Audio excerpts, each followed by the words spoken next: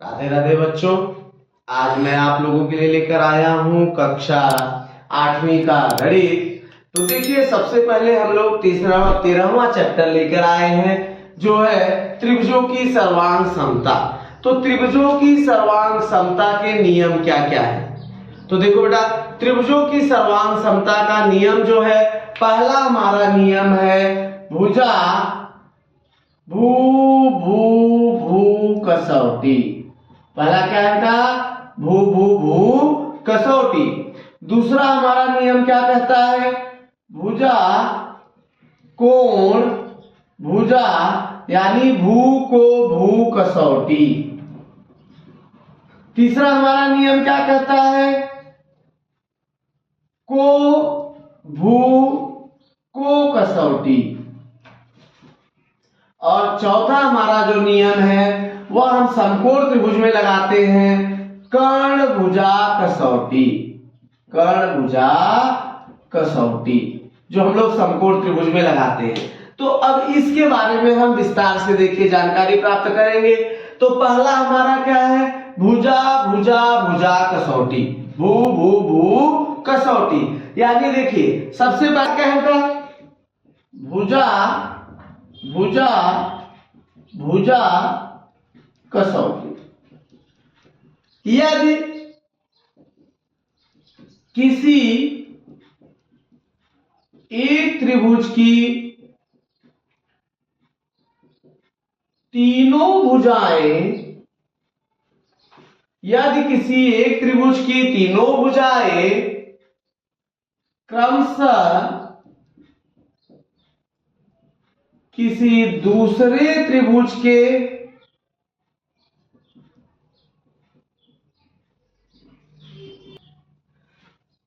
यदि किसी एक त्रिभुज की तीनों भुजाएं किसी दूसरे त्रिभुज के संगत भुजाओं के बराबर हो, तो वे दोनों त्रिभुज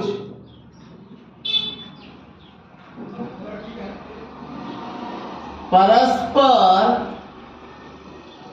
सर्वांग सम होते हैं। वो दोनों त्रिभुज के सर्वांग समता की भुजा भुजा भुजा कसौटी कहते हैं। जैसे देखिए, एक त्रिभुज हमने ले लिया ए बी सी, और दूसरा त्रिभुज हमारा हो गया पी क्यू आर। अब ये हमारा 2 है, ए बी 2 है, पी क्यू भी 2 है, बी सी 3 है, क्यू आर भी 3 है, ए सी हमारा 4 है, पी आर हमारा 4 है। यानी ये भुजा सर्वांग सम इसके, ये भुजा सर्वांग सम इसके, और ये भुजा सर्वांग सम इसके।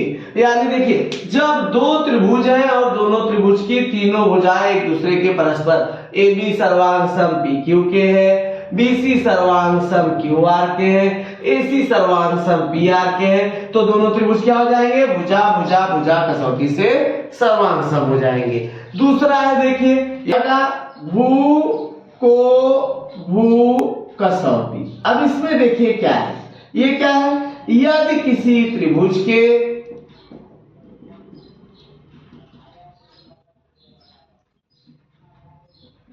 दो भुजाओं, यदि किसी त्रिभुज की दो भुजाएं और उसमें समाविष्ट कोण क्रमशः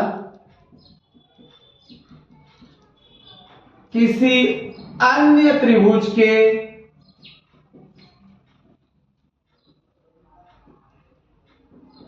दो भुजा और उसमें समाविष्ट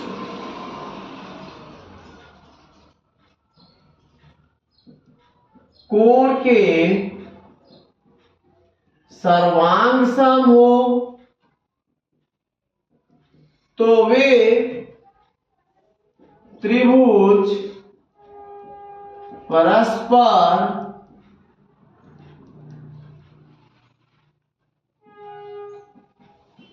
सर्वांग सम होते हैं। इसे त्रिभुज की सर्वांग समता की सर्वांग समता की भुजा कोण भुजा कसौटी कहते हैं। अब देखिए बेटा, ये तो हमारा हो गया कि यह देखो एक त्रिभुज है एबीसी, जिसमें ये दोनों भुजाएं क्या है, पी क्यू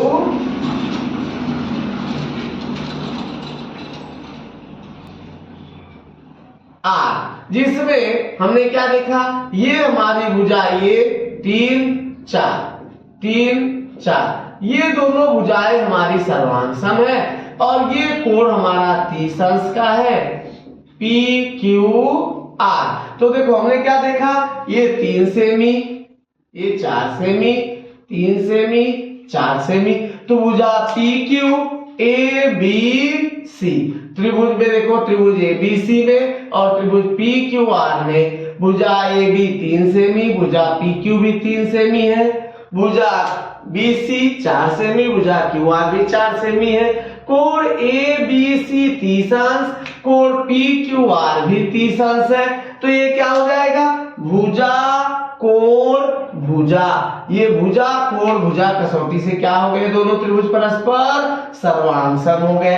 तो इसे हम कहते हैं भू को भू कसौटी। अगला क्या है बेटा, तीसरा देखो, तीसरा हमारा है को भू को कसौटी। अब यदि किसी त्रिभुज के 2 कोण और उसमें एक भुजा दूसरे त्रिभुज के 2 कोण और एक भुजा के सर्वांग सम हो तो वे दोनों त्रिभुज क्या होंगे, परस्पर सर्वांग सम होंगे। यदि किसी त्रिभुज के 2 कोण और एक भुजा किसी अन्य त्रिभुज के 2 कोण और एक भुजा के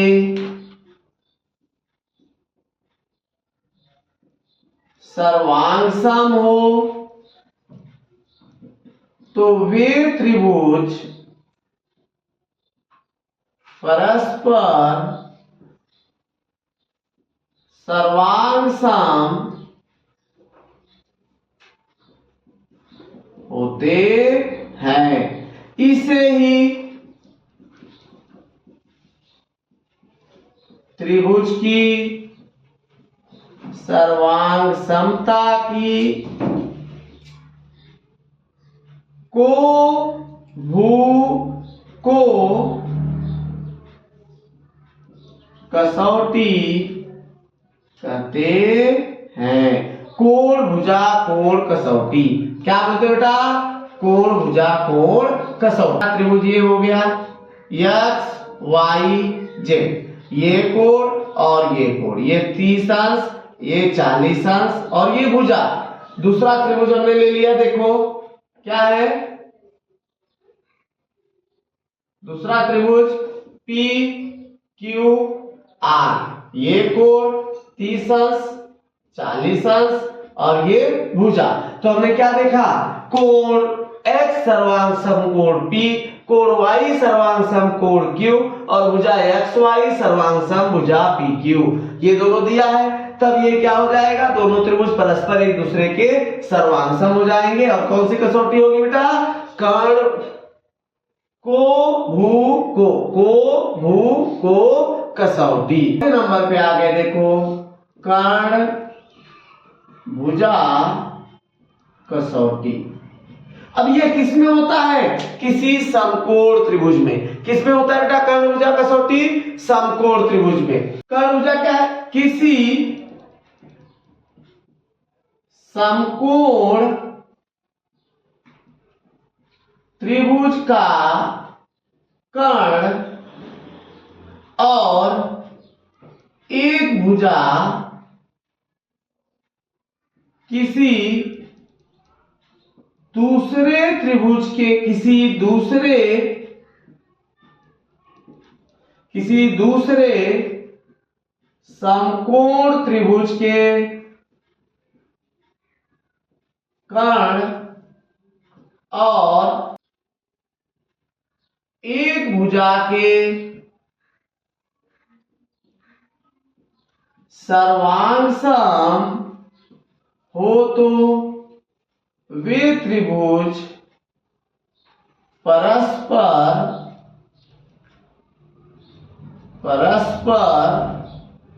सर्वांग सम, वे त्रिभुज परस्पर सर्वांग सम होते हैं। इसे त्रिभुज की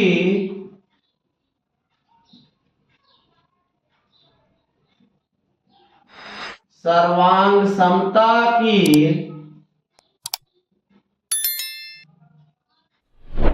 कर्ण भुजा कसौटी कहते हैं। अब देखिए, यह एक त्रिभुज समकोण त्रिभुज हमने ले लिया ए बी सी। क्या बेटा? A B C. और दूसरा हमने समकोण त्रिभुज ले लिया पी क्यू आर। यहां अब देखिए, यह कर्ण जो है सर्वांग सम है इसके, और यह भुजा जो है सर्वांग सम है इसके। तो हमने क्या देखा? त्रिभुज ए बी सी में कोण ए बी सी 90 अंश, त्रिभुज पी क्यू आर में कोण पी क्यू 90 अंश। अब कर्ण ए सी देखो, भुजा ए सी सर्वांग सम भुजा पी क्यू दत्त, और भुजा बी सी सर्वांग सम भुजा क्यू आर दत्त। ये 3 है और ये 5 है, ये 3 है और ये 5 है। ये दोनों तो ये क्या हो गया बेटा? परस्पर सर्वांग सम हो गया। कौन सी कसौटी से? कर्ण भुजा कसौटी से। तो कर्ण भुजा कसौटी किसमें लगता है? समकोण त्रिभुज में। कर्ण भुजा कसौटी किसमें लगता है? समकोण त्रिभुज में। तो अब हम आगे देखो, आगे प्रश्न संग्रह 13.1।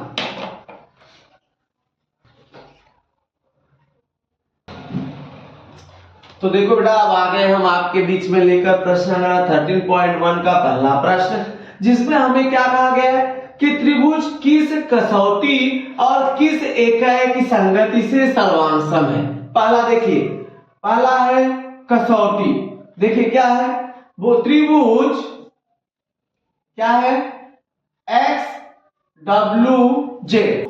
जेड एकाई की संगति हमने लिया त्रिभुज वाई डब्ल्यू जेड।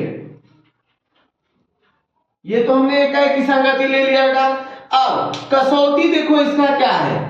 इसकी कसौटी, कसौटी क्या होगी? कसौटी, कसौटी हमारा है देखो, पहला क्या है कि भुजा डब्ल्यू जेड सर्वांग सम भुजा डब्ल्यू जेड। दूसरा कोण डब्ल्यू सर्वांग सम कोण डब्ल्यू दत्त। तीसरा भुजा डब्ल्यू एक्स सर्वांग सम भुजा डब्ल्यू वाई। तुम्हारा क्या होगा बेटा? भुजा कसौटी कौन सी हुई? भू को भू कसौटी। हमारा ये जो है पहला आ गया, देखिए आंसर कसौटी, भुजा कोण भुजा कसौटी, और इकाई की संगति हमारा है X W Z Y W Z. इस प्रकार से हमारी इकाई की संगति हो गई। अब दूसरा देखो, त्रिभुज के आई जे और त्रिभुज LIJ में पहला एकाएक संगति के पहले देखिए कसौटी। कसौटी हमारी कौन सी होगी बेटा? भुजा KI सर्वांशम भुजा LI 10। दूसरा भुजा कोण KJI सर्वांशम कोण LJI, दोनों 90 अंश के हैं।